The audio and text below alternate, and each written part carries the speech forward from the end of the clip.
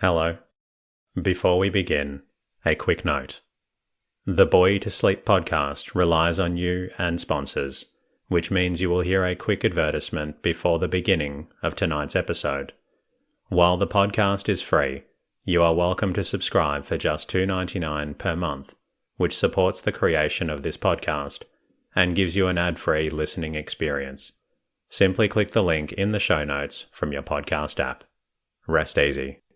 Abercrombie Shorts and Swim sale is live, and they're giving Spotify listeners an extra 15% off with code SWIMAF. A swimsuit and a pair of shorts is the summer uniform. Stock up on endless options during Abercrombie's Shorts and Swim sale. Excludes clearance, online price reflects discount. Use code SWIMAF to get an additional 15% off almost everything at checkout from May 8th, 2025 through May 12th, 2025. Offer valid in US and Canada. Exclusions apply. See details online.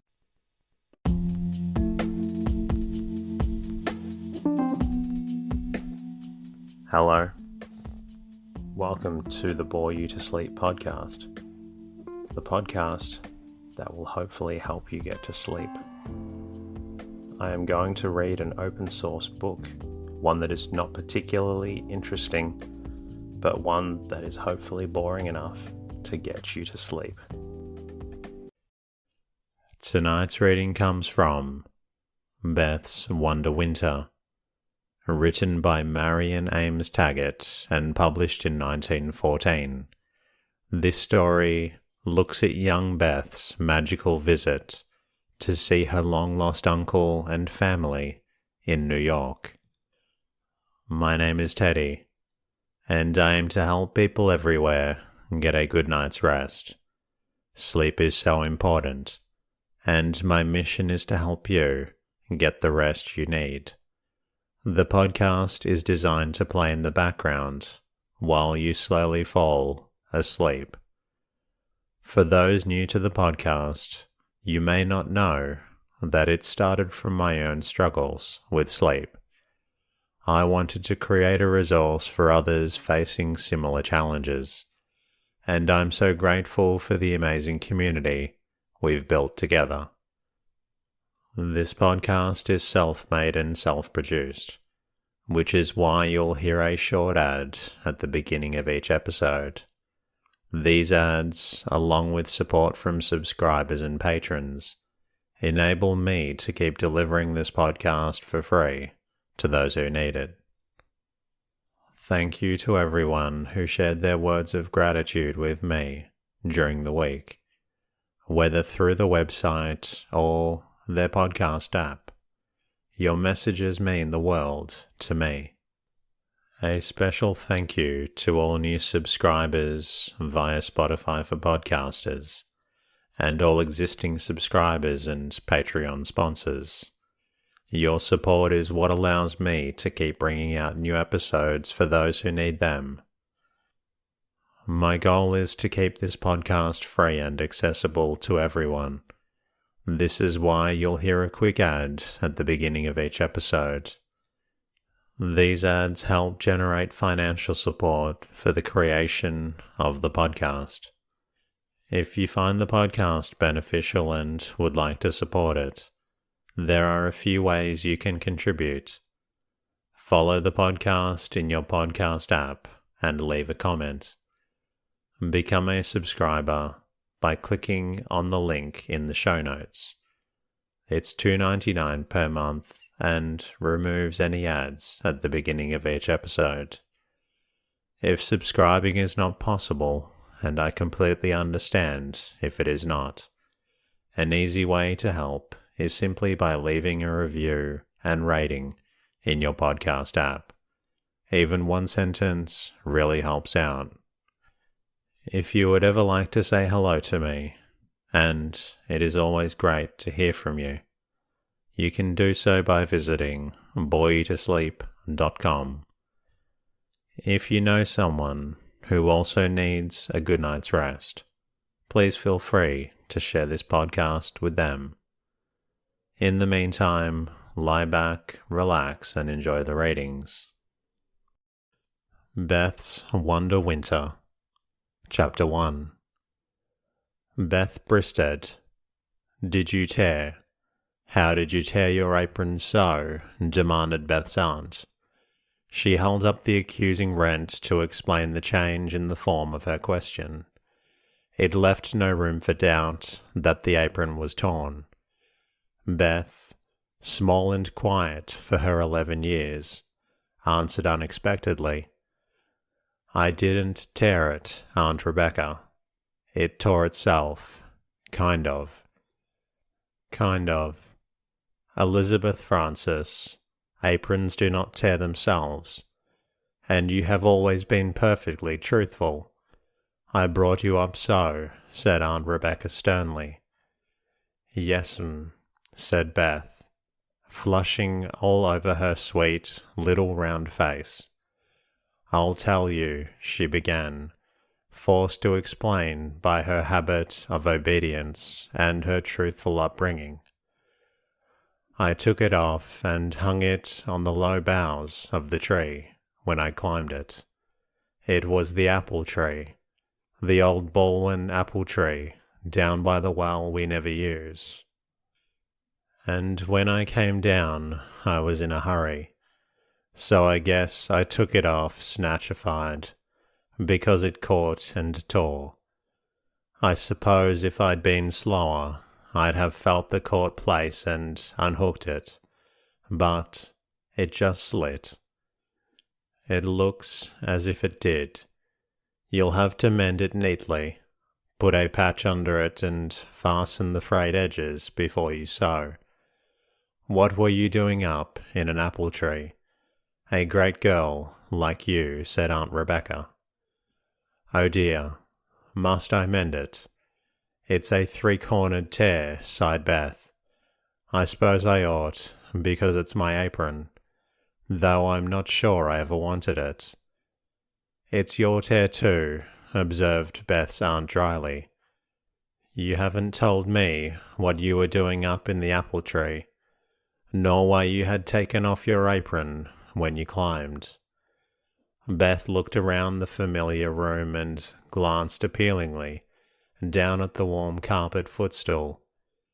Then she looked higher, at the big rocking chair with the cushion tied on its back, the cushion that always went flip-flap above Beth's head when she sat in that chair, because she was not quite tall enough to lean against it.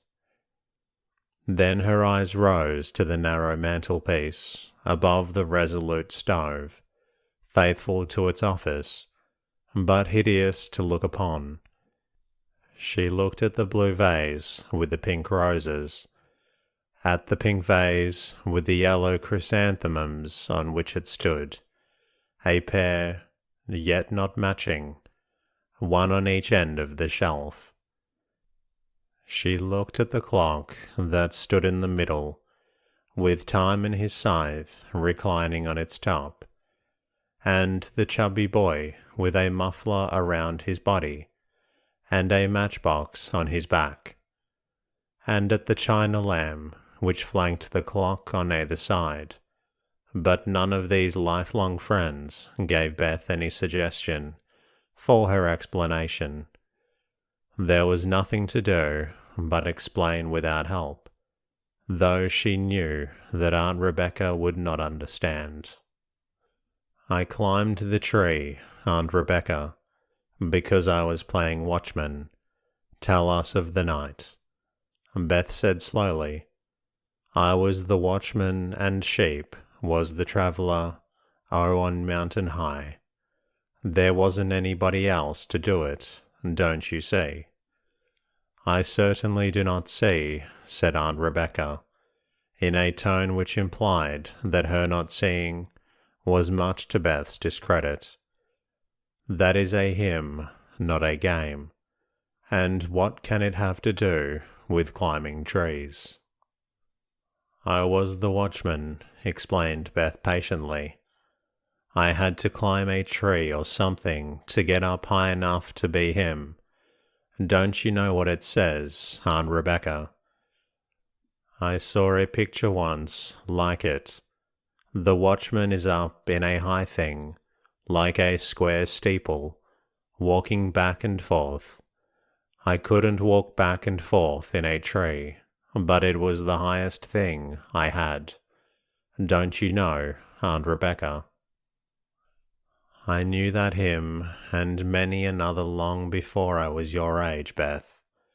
I took the Sabbath school prize for the greatest number of hymns, as well as the greatest number of Bible verses committed to memory, when I was not quite 10, said Aunt Rebecca, with a sort of humble pride.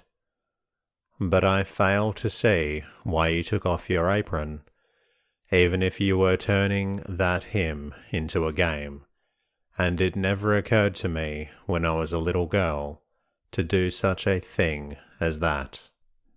You couldn't possibly be a watchman telling us of the night with a great, long blue gingham apron on, Aunt Rebecca, said Beth earnestly, though hopelessly. Then I advise you to play something else, said Aunt Rebecca. Now you will have to mend your apron, and most likely it will take so much of your playtime to do it, and you won't play anything tomorrow. Aunt Rebecca, Beth burst out with a vehemence unlike her subdued little self, a vehemence that crimsoned her face to her straight, light hair, brushed tightly back and braided beyond all chance of a lock escaping into disorder. Aunt Rebecca, I hate aprons. Do you? Remarked her aunt. Well, they're fitting and proper for you to wear, nonetheless. You'll find that there are a great many things that are good for you, which you may not like. I've found it out already, sighed Beth. I found it out when I was young, but I knew it way down in my stomach last summer when I was sick, and the doctor left me medicine.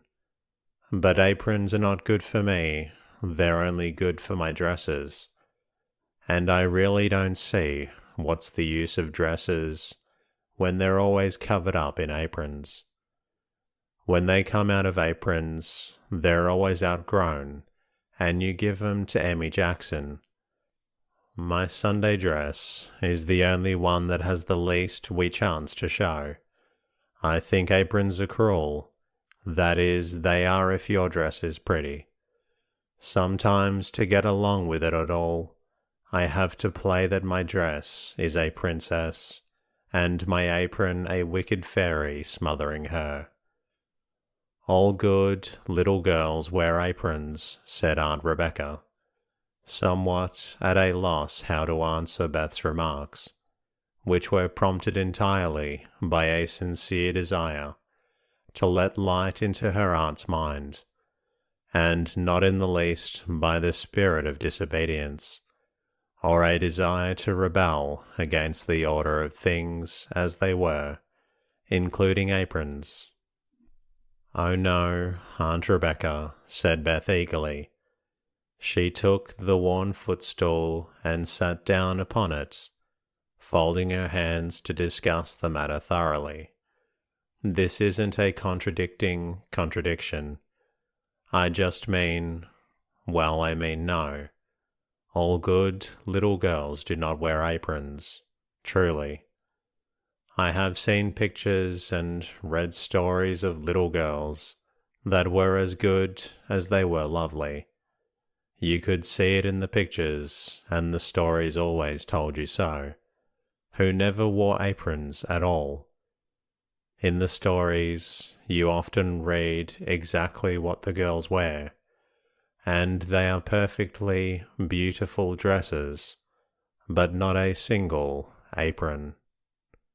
If they wore aprons, the story would sometimes say, reaching her arm up most out of joint, she buttoned her apron as she went downstairs. But they never say anything except something about throwing her hat off, or pulling off her coat, or putting on her gloves, or something nice. Never a single apron in a story. And it's the same in pictures. I don't know a picture of a girl in an apron, and in the fashion books you never see a girl in an apron. They are always all fluffy and sweet, but they don't cover it up, and these books say they are styles for girls of 8 to 12. That means they show what girls wear, doesn't it? Not an apron. Beth's voice rose triumphant. If you could wait, Aunt Rebecca, I'd get some of the books Miss Tappan left when she sewed here last week, and show you. Never mind, said Aunt Rebecca. Those are stories and fashions for children who don't live as you do. Their lot is not your lot. Oh, sighed Beth. It was a saddening sort of an explanation, but it seemed to cover the ground. She had received this answer, or something like it, a great many times when she showed signs of discontent. This does not happen often, for Beth was a contented little soul, naturally good and docile. Sometimes, but not often, she wistfully wondered what it would be to have life more flowery, so to speak. She wondered if mothers made things brighter. Aunt Rebecca, her great-aunt, had brought her up kindly. Beth was grateful, but Aunt Rebecca had not a mind that considered the merely ornamental, the merely pleasant things worth cultivating. And Beth loved pretty things and joyous things like a sweet loving hummingbird. She was like a little hummingbird, flying about in a stony place. Some people's lot is to be like the lilies of the fields or the butterflies, said Aunt Rebecca severely. They live careless, happy lives, spending a great deal and never considering. You should be glad, Elizabeth, that your lot is different. My lot is a lot of aprons, said Beth. Do you think butterflies can help it, Aunt Rebecca? Then, without waiting to make clear her not particularly clear question, Beth hurried on. Sometimes, Aunt Rebecca, I like to make believe that everything happens wonderfully. I make believe we are rich as greases. Croesus, child, corrected Aunt Rebecca, with a short laugh. Oh, said Beth, and we can have everything on earth we want. Only I don't know just what you would like, Aunt Rebecca, to have a perfectly glorious time. So I always just hurry over that, making believe you can have every single thing you want. So you can decide that yourself and I go on making believe for myself, without worrying about you. And, my goodness, what don't I have? Dresses, oceans of them, and I wear the splendidest ones every day, and don't mind at all whether they fade or get spotted, or what happens. And I live in a palace and hardly walk at all. Just order the horses, you know, and go.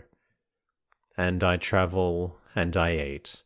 Such lovely things that ice cream isn't worth talking about. And I smell the flowers all the time, because I have acres of them, even in winter. And, oh mercy, it's a beautiful make-believe. But there isn't much danger of its coming true. There aren't any fairies nowadays. I guess there never were any in New England, and it would take fairies and fairies to bring it true. Do you think it's a lovely make-believe, Aunt Rebecca? No, I think it's very bad for you to let yourself covet luxury that isn't possible for you to have, Beth, said Aunt Rebecca. You will grow up a discontented, envious woman if you allow your mind to dwell on riches which can never be yours. It doesn't make me feel wicked, Aunt Rebecca, said Beth slowly. It is like a great secret garden where I go to play. It's fairyland. There aren't such lovely things anywhere as I make believe I have. So I don't think it makes me wicked, Aunt Rebecca. It's just dream things. Of course I know I'll never see them, so I don't think of them that way.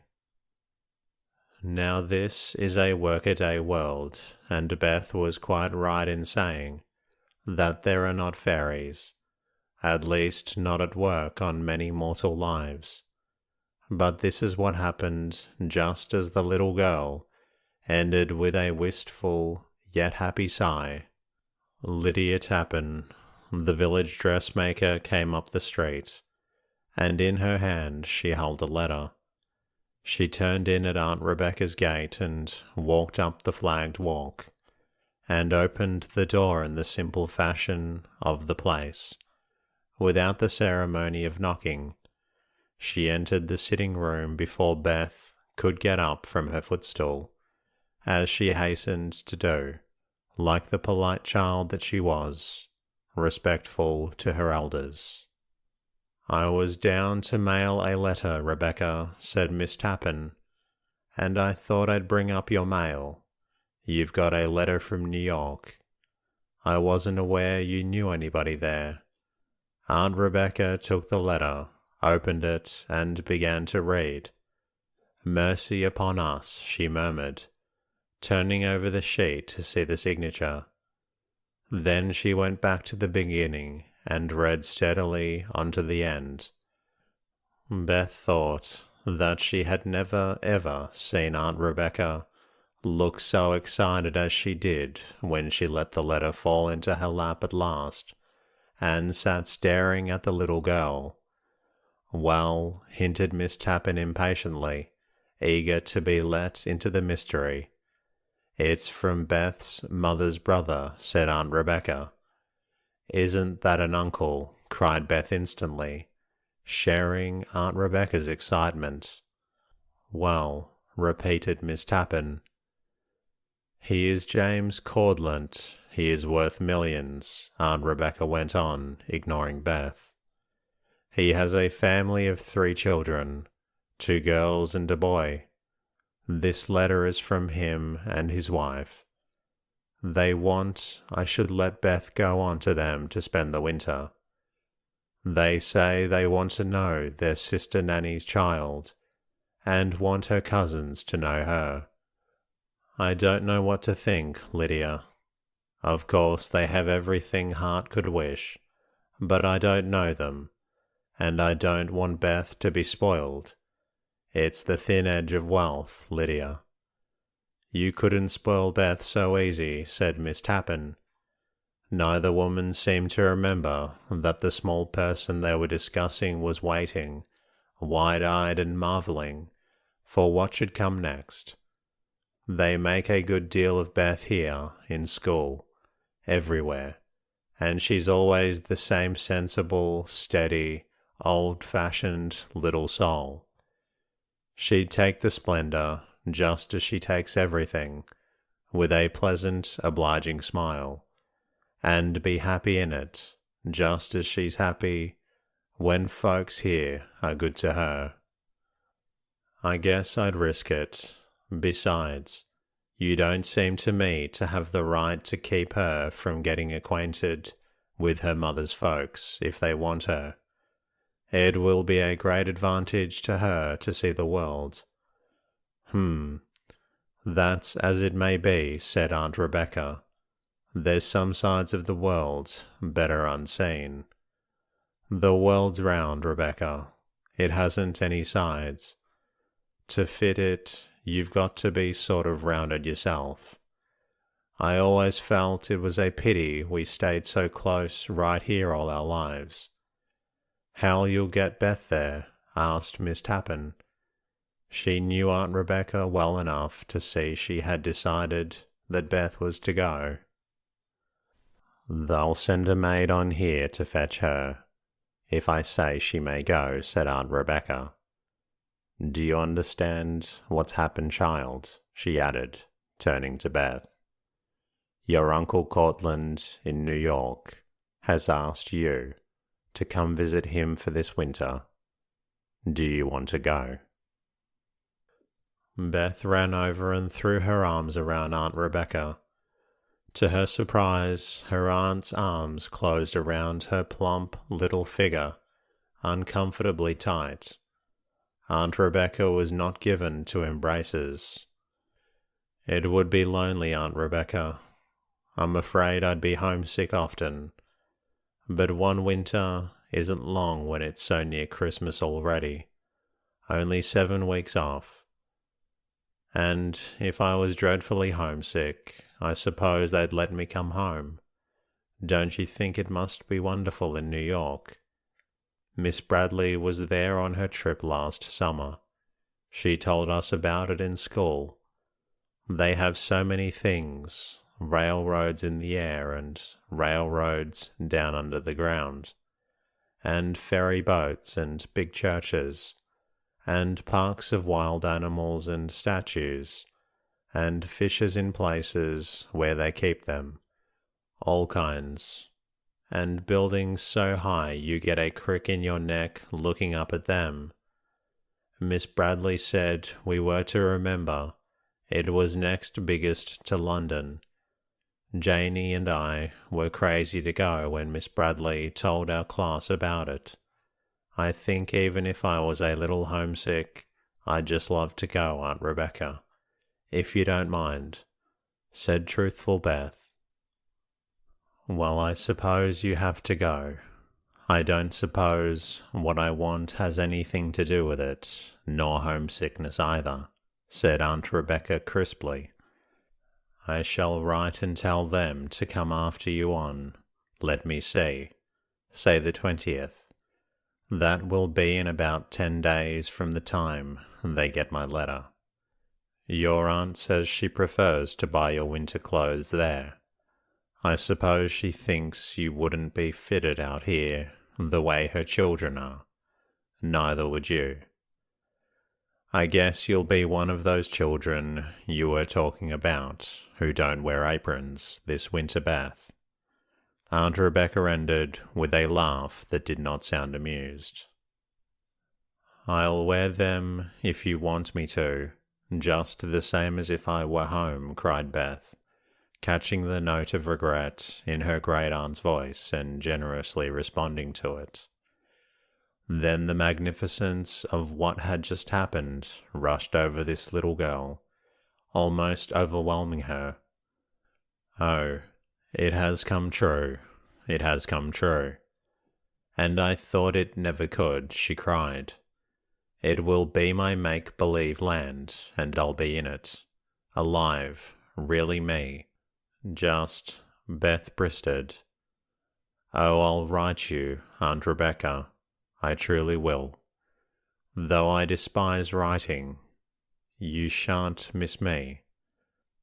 And I'll come back so good you will be thankful, and I'll remember everything you ever told me to do, and I won't forget a single thing I see, so I'll be better than newspapers next summer.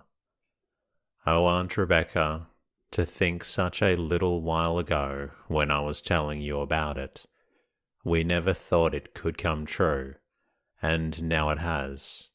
It has. May I go right away and tell Janie Little that I'm going? What will she say? What will all the girls say? Oh, Aunt Rebecca, I think I'll never live to get to New York. I'm so glad. It will be a wonder winter. Beth flew off to get her hat. Aunt Rebecca and Miss Tappan heard the front door slam and looked out the window. They saw Beth wildly struggling into her jacket as she tore off down the street to find her best, beloved playmate, and tell her the great good fortune that had befallen her. They knew that the child trod upon air, that it seemed to her that fairies were speeding her flying feet, showering upon her gifts beyond belief. They were glad in her joy, but Aunt Rebecca knew that she would sorely miss her little Beth. Beth sat by the window in spotless order. Her hands were clasped in her lap. She was so still that her favourite doll, sitting stiffly opposite to her, seemed, by contrast, to be romping. But the reddened tips of the clasped fingers betrayed the severe pressure that held them so motionless, and the pallor of the usually rosy round face and the dilated blackness of the blue eyes told the effort which kept the little girl so quiet at her post. Beth was watching for the arrival of her Aunt Alida Cortland's maid, who was to carry her off to the crowded metropolis. Beth had never seen a maid. She had seen girls, help, even servants, but a maid. Somehow she had gathered from her beloved storybooks vague ideas of maids as exalted persons who beautifully served beautiful princesses or noble ladies. The coming of one of those to the brown village house, which had been Aunt Rebecca's home for more than 50 years, and Beth's home for a fifth of that time, was the beginning of the wonderful experiences into which the maid would lead the little girl. Outside in the hall stood Beth's small trunk, locked and strapped, and plainly tagged in Aunt Rebecca's clear handwriting. The knowledge that it was there made it harder for Beth to watch quietly out of the window. Aunt Rebecca had rebelled against Mrs. Cortland's suggestion that Beth should be fitted out with winter clothing in New York. Aunt Rebecca guessed that her nephew's daughter wasn't going to visit her mother's folks as if she hadn't had a friend in the world, till they remembered to ask her.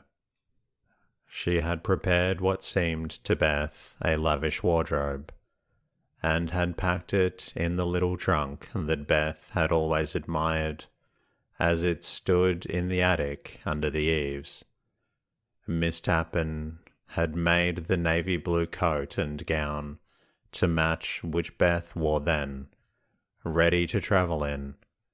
She liked it so much that she was glad that it had 3 tucks in the skirt, so that if New York air made her grow fast, the skirt could be let down 3 tucks length, and she could wear her new suit all winter.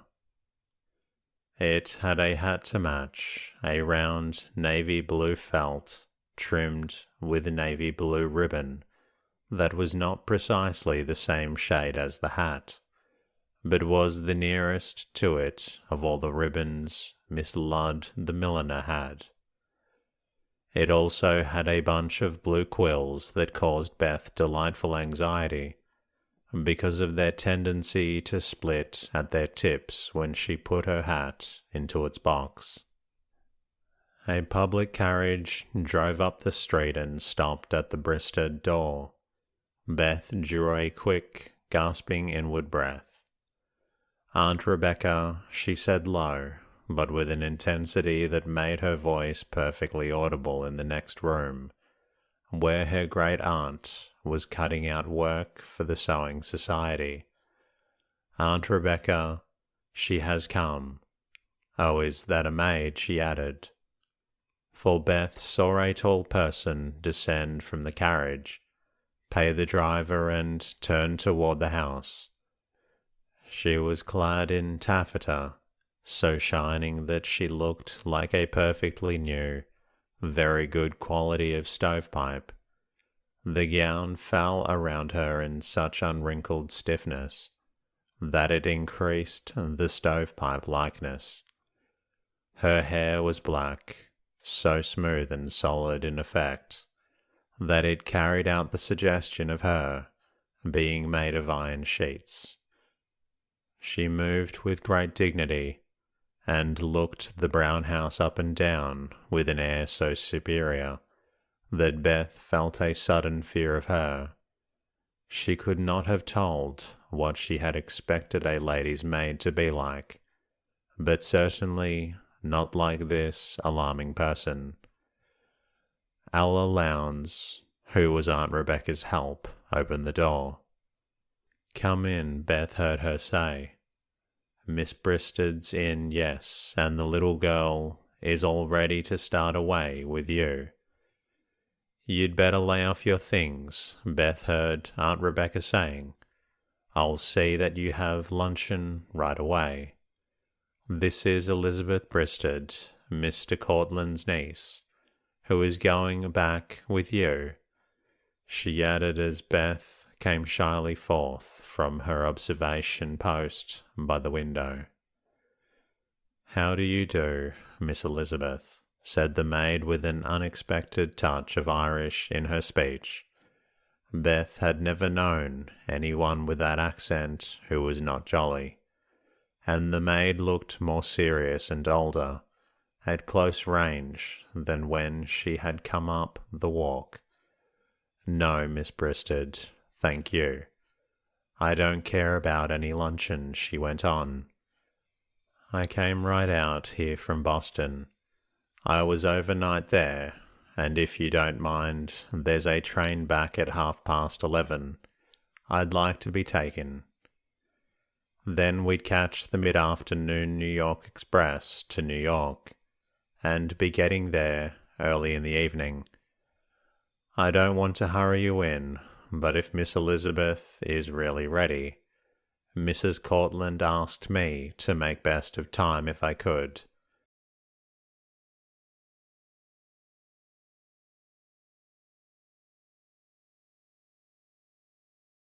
"She'll be missing me if I'm gone a second night from her.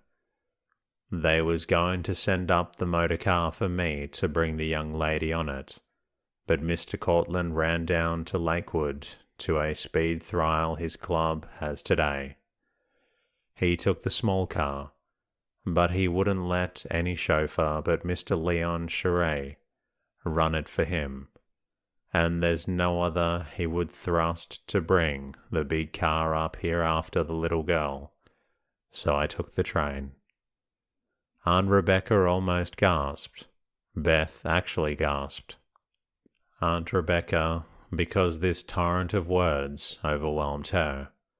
Beth, because she had no idea what these words were all about. If the maid had said chauffeur instead of chauffeur, Beth would still have been in the dark as to her unknown uncle's reasons for letting his niece come to him by train.